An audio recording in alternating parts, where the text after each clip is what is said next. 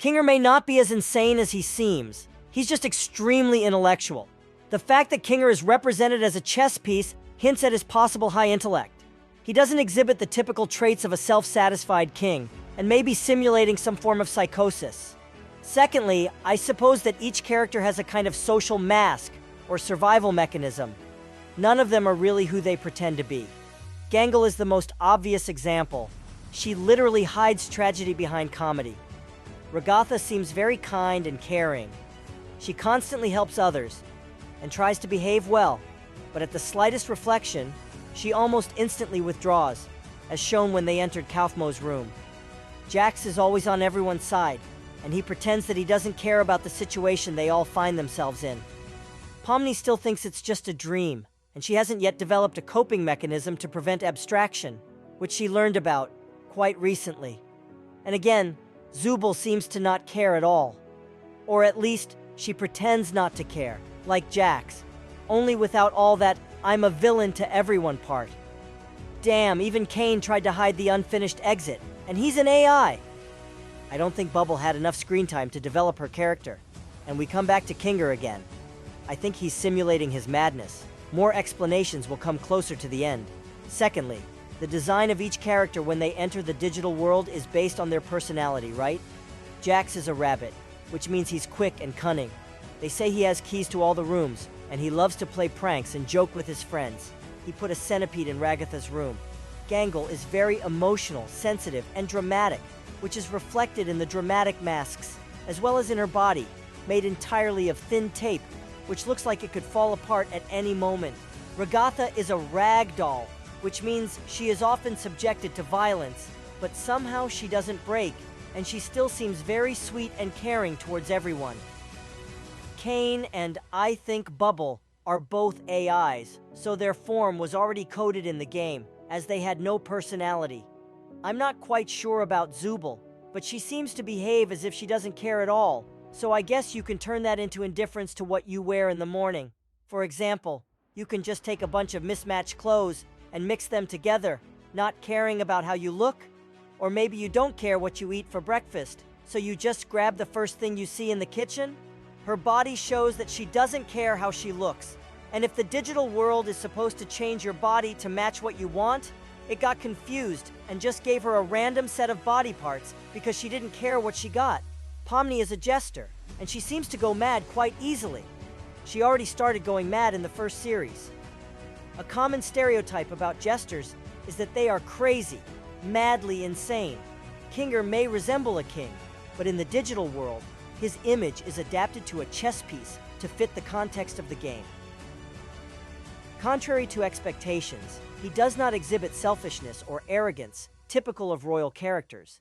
Instead, he shows concern for the feelings of others, which is not characteristic of the traditional image of a king. I believe that Kinger is intelligent, as befits a chess piece symbolizing intellect. Perhaps he pretends to be mad to gain some benefit that is not yet clear. After all, this is just the beginning of the story. Maybe his strategy helps him avoid monotony, forcing his brain to work on maintaining the image. This could be a way of preserving his vitality over a long period of time, which, in turn, is quite a clever move. Assuming Kinger has or is simulating a mental disorder, it could be something akin to psychosis. However, psychosis typically affects the ability to understand others' emotions and leads to memory loss, which is not observed in Kinger.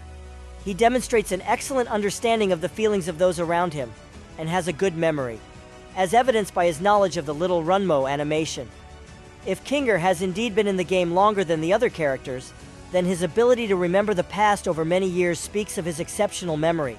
His isolation and paranoia could be signs of psychosis, but this is not fully confirmed by his behavior in the episode. Mad theory. Cain is Cain. Bubble is Abel. Pomni is Jesus. And Kinger is Judas.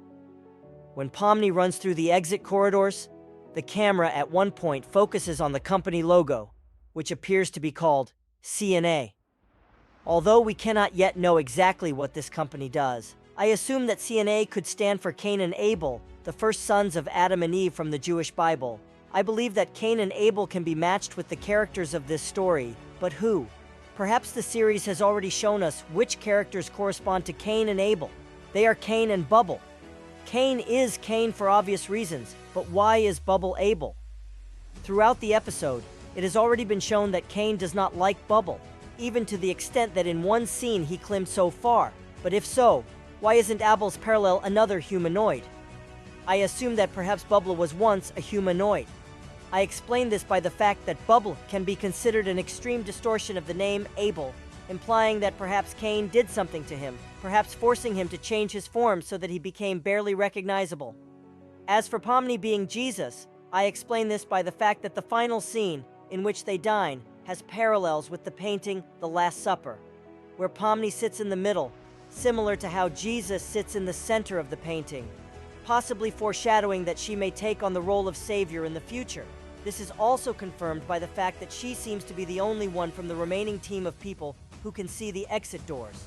Using the logic of the Last Supper painting, it also implies that Kinger will take on the role of the traitor in the future, as he sits 2 places to the left of Pomni, similar to how Judas sits 2 places to the left of Jesus.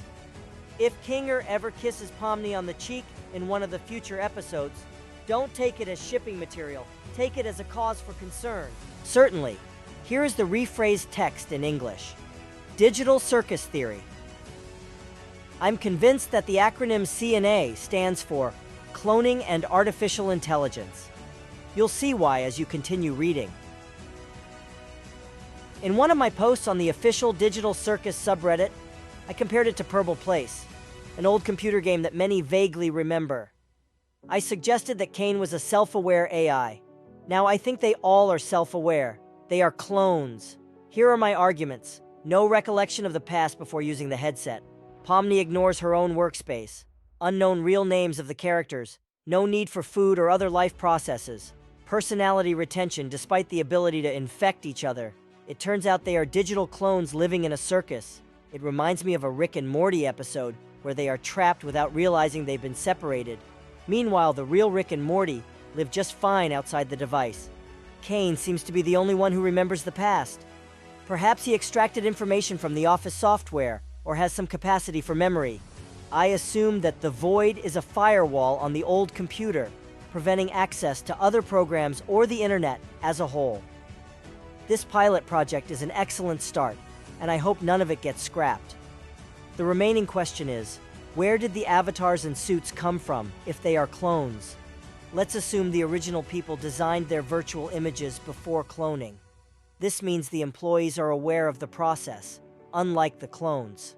Perhaps these AI clones are being used as a tool for some purpose.